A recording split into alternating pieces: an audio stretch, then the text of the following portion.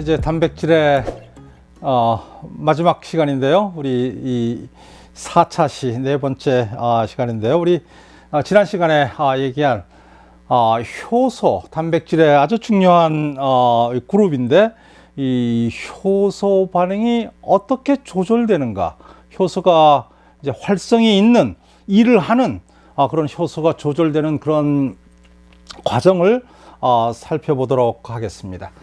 그래서 우리 효소, 단백질 만들어진 이 효소, 이런 입체 구조가 있는데요. 우리가 여기서 액티브 활성 부위라고 치고 여기가 액티브 사이트죠.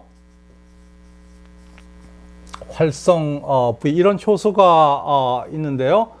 이 효소가 몸에서 필요할 때 아니면 필요하지 않을 때, 그리고 보통 때는 지금 이것이 활성화되어 있는 상태라고 우리가 생각하면 됩니다. 지금 아주 일을 열심히 하고 있는 럭 앤 키, 그 다음에 인듀스드 피트에 의해서 열심히 일을 하고 있는 그 상태를 보고 있는데요. 자, 이것이 효소가 많이 필요하다면은 이제 한 가지 방법으로는 이것에 우리 다음 시간에 얘기할 지금으로서는 조금 어려운데요. 익스프레션, 진 익스프레션이라는 우리 유전자 발현이라는 말을 쓰는데, 이 단백질이 많이 필요할 때는 이것이 단백질이니까 이 단백질의 설계도가 진 아니겠습니까? 이 단백질에 있는 진을 발현을 시켜서, 이거 다음 시간에 얘기하는 아주 얘기인데요. 이거를 설계도를 가지고 이 엔자임을 만드는 것도 하나 방법이겠죠. 그래서 이 엔자임을 많이 만들어서 필요한 일을 하게 하는 것도 하나 방법이고요. 그 다음에 일반적으로는 이 진에서 이 단백질을 만들어가는 것은 효소뿐만 아니라 대부분의 단백질들이 시간이 많이 걸릴 수가 있습니다. 그렇기 때문에 이미 만들어져 있는 단백질을 가지고 이거를 어떤 식으로 변형을 해서 이거를 활동을 멈췄다가 다시 활동을 일으키고, 그리고 활동을 억제하는, 이 활동을 조절을 하는데요. 주로 잘 작용을 하고 있는 것을 이 억제를 하는 이런 식의 하는 것이, 이것은 빠르죠. 이것의 유전자 발현에 비해서는 빨리 벌어지는 것입니다. 그리고 참 가변적이고, 그죠? 그러니까 우리 몸이 있는 많은 그런 그 환경이 급격하게 변할 때, 변해서 필요할 때는 이런 과정을 할 테고요. 그 다음에 장기적으로 우리 단백질들이 많이 필요할 때는 유전자 발현을 하게 되는, 그리고 양쪽이 결국은 같이 있어야 되는데, 우리 이번 시간에는 이 과정을 살펴보도록 하겠습니다. 자, 이제 우리 억제를 하는 이니비션, 효소의 반응을 방해를 해야 될 때가 우리 생리 현상에서, 생명 현상에서 많이 벌어지고 있는데요. 크게 두 가지가 있습니다. comparative inhibition, 이것은 우리가 경쟁적 억제라는 것이 있고요. 그 다음에 non-comparative inhibition, 이것은 비경쟁적 억제라는 것이 있습니다. 자, 두 가지의 차이는, 자, 이제 효소가 엔자임 A, 엔자임 B가 있는데, 엔자임 A에서는 substrate, 기질이 여기에 있습니다. 이런 것이 기질이 오는 것을 이니비터, 이것을 우리가 억제자입니다. 이니비터를 하는 물질이 우리 생체 내에서 어떤 대사에서 나올 수도 있고요. 그런 것들이 나와서 이제 엔자임 A의 작용을 좀 멈췄으면 좋겠다. 그럴 때는 바로 이 억제자가 또 다른 특별한 구조를 가지고 있어서 이 활성 부위에 붙습니다. 경쟁적 억제자라는 것은 바로 억제자가 활성 부위의 액티브 사이트에 이 결합을 해서, 그러니까 기질과 억제자가 서로 경쟁을 하는 것이죠. 그래서 억제를 하는 것이 바로 경쟁적 억제라고 얘기를 하고요. 또 다른 억제로서 많이 사용이 되고 있는 것은 비경쟁적 억제로서, 이제 억제자가 어떤 대사물질에 나온 억제자가 여기가 액티브 사이트가 아닌 다른 지역, 우리 다른 지역을 우리가 영어로는 알로스테릭 이 사이트라고 얘기를 하고요. 이것을 우리가 우리말로는 다른 자리 입체성 억제라고도 얘기를 합니다. 자, 무슨 말인가 하면은 억제자가 다른 지역에 붙어가지고 활성 부위가 아닌 다른 지역에 붙으니까 이 3차 구조니까 결국은 이것에 영향을 받아서 3차 구조가 꿈틀대겠죠.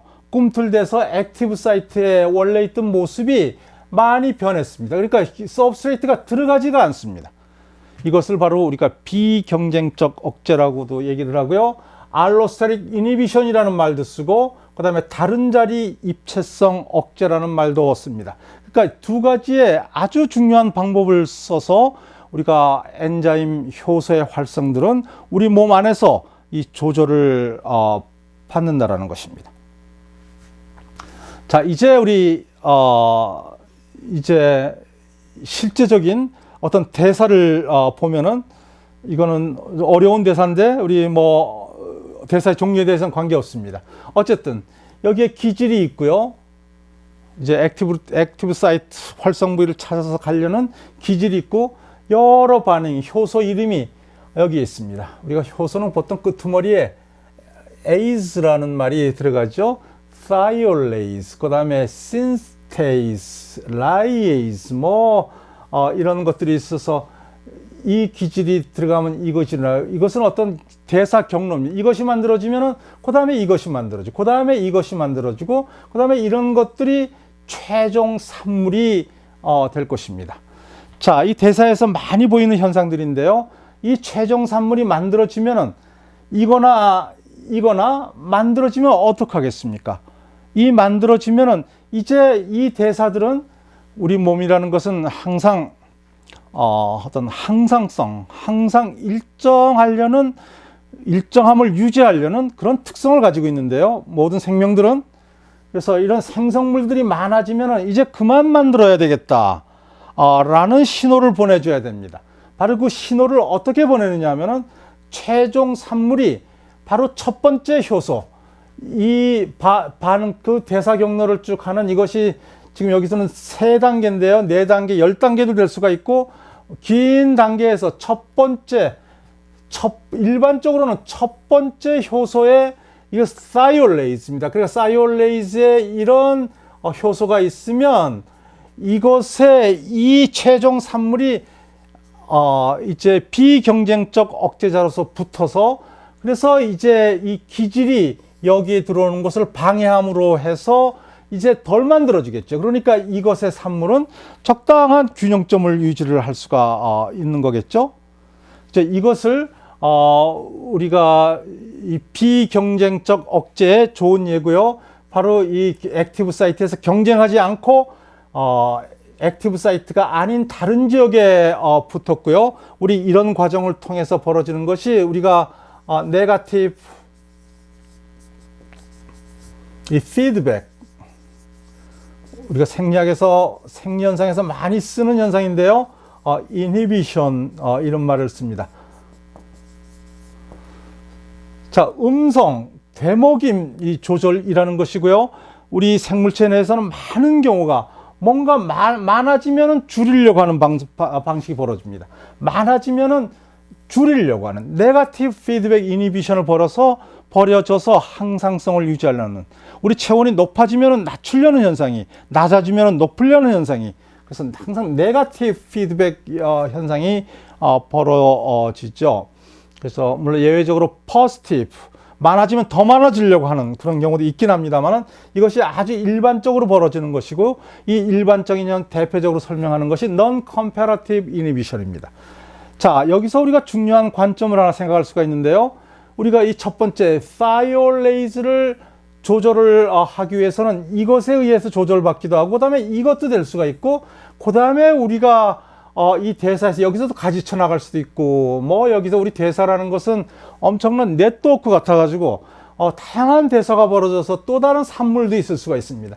이것이 가서 이것도 소식을 가야 될 테고, 이것도 가야 될 테고, 이것도 가야 될 테고, 우리 세포 내에 있는 여러 가지 산물들이 결국은 이것과 소통이 돼야 될 것입니다. 자, 그러기 위해서는 이제 이 thiolate, 이 효소가 가지고 있는 것이 바로 non-comparative 해가지고 어떤 것은 여기도 갖다 붙고 여기도 갖다 붙고 여기도 갖다 붙고 그래서 이 갖다 붙음에 어떤 통합적인 서로 연결된 신호를 가지고 활성 부위에 들어오는 이 기질의 양을 조절을 하는 아주 어떤 식의 큰 인테그레이션, 이 종합하는 이 조절 메커니즘인 바로 이와 같이 non-comparative, 비경쟁적 억제에서 이루어진다라는 것을 우리가 알 수가 있는 것입니다.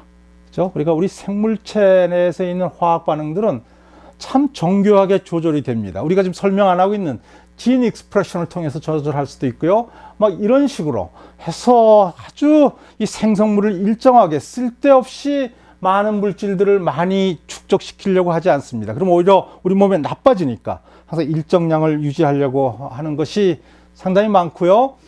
그래서 많은 이런 반응들은 이제 이 중요하게 통제를 받는데, 그래서 우리가 일반적으로는 우리 경쟁적 억제제 같은 경우는 이거는 우리가 보통 제약 산업에서 최근에 많이 이용이 되고 있습니다. 제약에서 우리 신약, 새로운 약을 개발을 하는 뭐 대표적으로 잘 알려진 것 중에 하나가 바로 이 아스피린인데요. 아스피린, 우리 진통제, 소염제 이러기도 하는데요. 이 아스피린이라는 것은 어떤 사이클로 옥시저네이스라는 어려운 이름의 효소인데요. 우리가 이것을 COX, 쓸 수가 있습니다. 자, 이 효소는 이제 이 프로스타그란딘,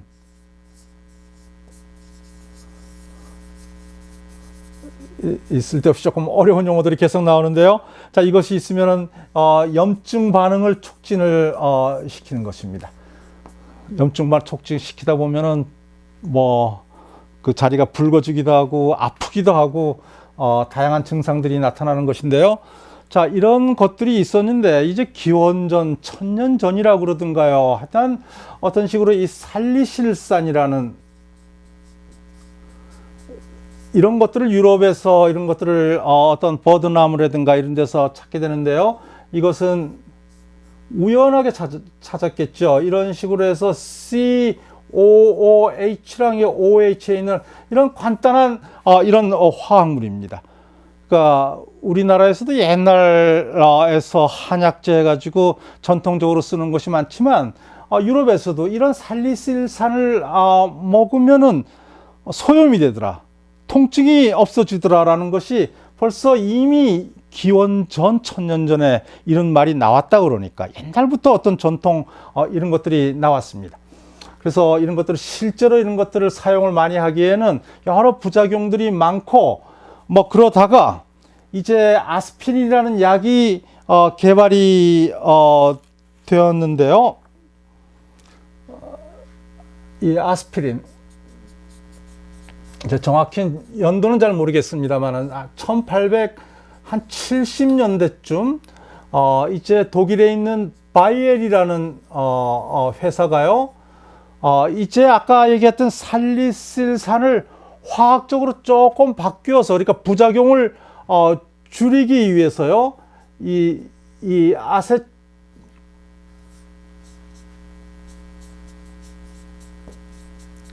아세틸 살리실산이라는 약간 비슷한 물질을 만들었습니다. 그러니까 아까 얘기했던 이 살리실산에다가, 여러분들 이 정확하게 지금 알 필요는 있을지 모르겠는데 O에다가 CO, 아세틸 CH3 이런 거를 결합을 시켰습니다.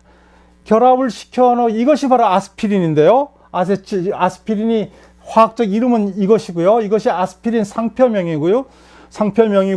이거를 이제 화학 그 바이엘 회사가 처리를 했더니 이게 바로 이겁니다. 아세틸 그룹이 붙는 이 아스피린이고요.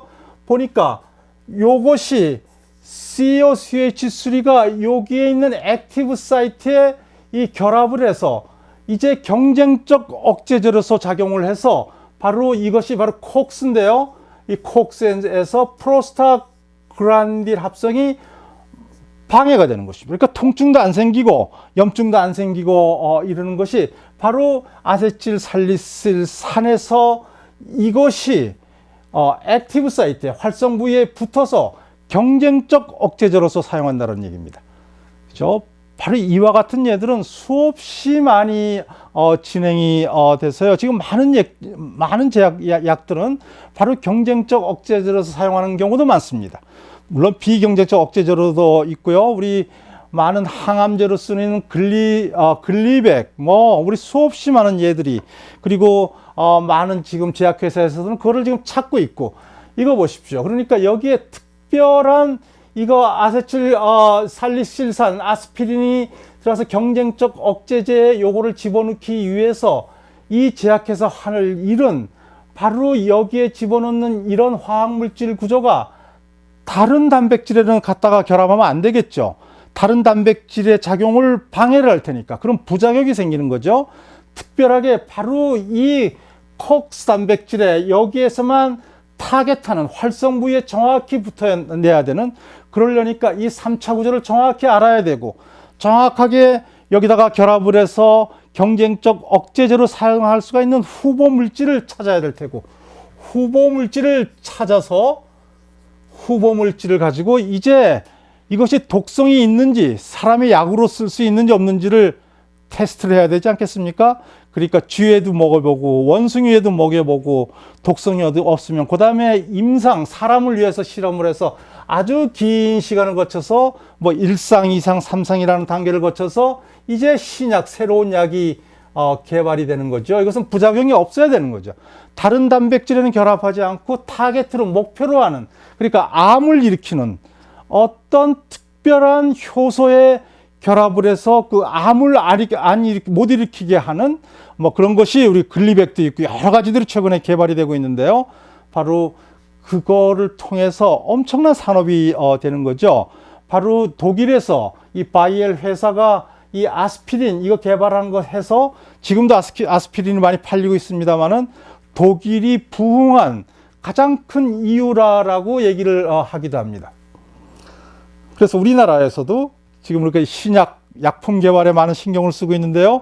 3차 구조를 정확하게 알아서 어떻게 경쟁적 억제제로서, 아니면은 비경쟁적 억제제도 될 수가 있습니다만은 어떻게 하면은 부작용을 일으키지 않고 효과적으로 우리 원하는 효소의 작용을 억제시킬 수가 있을런지, 이것은 지금 중요한 학문적인 우리 질문이 될 수도 있지만은 산업적인, 정말 나라를 부흥시킬 수가 있는 그런 업적도 될 수가 있는 것입니다.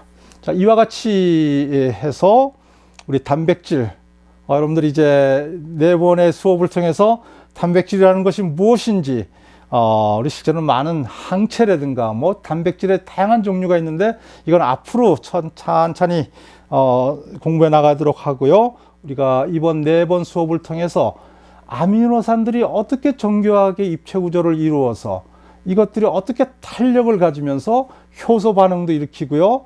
아니면은 많은 신호 전달이라든가 많은 생체 내에서 반응도 효소처럼 어떤 그런 정교한 입체 구조를 가지고 이 동네 아저씨처럼 그럴 일을 하는데, 여기 여러분들 큰 개념을 갖게 되었기를 바랍니다. 이제 다음 시간에는 정말 생명의 쌍두마차인 DNA의 설계도가 어떻게 단백질을 가서 이 설계를 해가지고 단백질을 만드는지 그 과정을 살펴보도록 하겠습니다.